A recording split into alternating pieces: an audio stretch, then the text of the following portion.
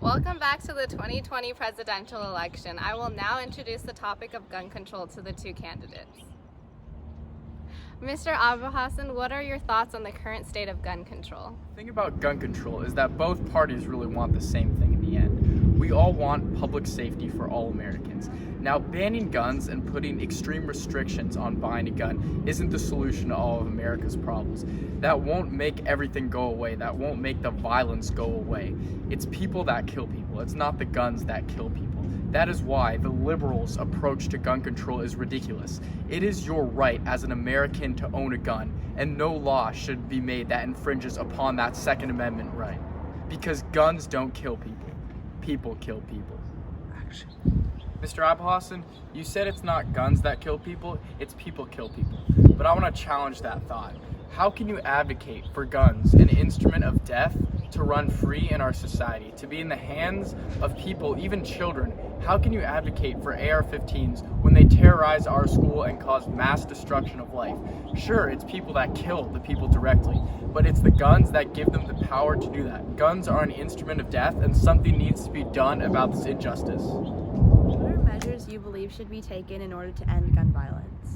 To prevent gun violence, we have to take a look at the root cause of gun violence. Like I said before, it's not guns that are doing the damage, it's the people. We have to look at the people. We have to advocate for more mental health, for more mental awareness.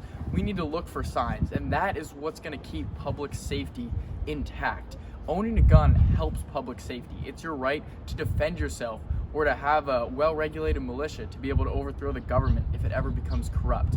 That is the point of the Second Amendment for public safety. And now, to end gun violence in America, we have to take steps to be aware of the signs of an early shooter and to detect the mental aspect of that, not to take away guns.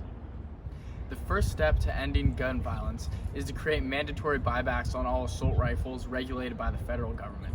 Assault rifles are meant to kill people and not to be used to defend yourself because they are weapons of destruction. Now, I'm not for banning guns, but I'm for advocating for stricter gun regulations. I know some states do certain jobs with laws that other states do not implement, but I'm for a nationwide plan. So I advocate for stricter gun control. When one goes to buy a gun, it should be mandatory for background checks and mental health checks. That's what I think will be the first steps in ending gun violence in America. Mr. Abu Hassan, what are your thoughts on arming teachers? Also, I'd like to respond to your last question. You stupid, dirty hippie with a man bun, go back to Starbucks as a barista where you belong. Now, arming teachers in public schools is a good idea because it will not only prevent school shootings, it will discourage them. If someone plans to shoot up a school and they know that they will be stopped quickly, that teachers have a way to defend themselves, it is likely they will not try. This is the first step to public safety. This is what we need to stop gun violence in America. Arm teachers in schools.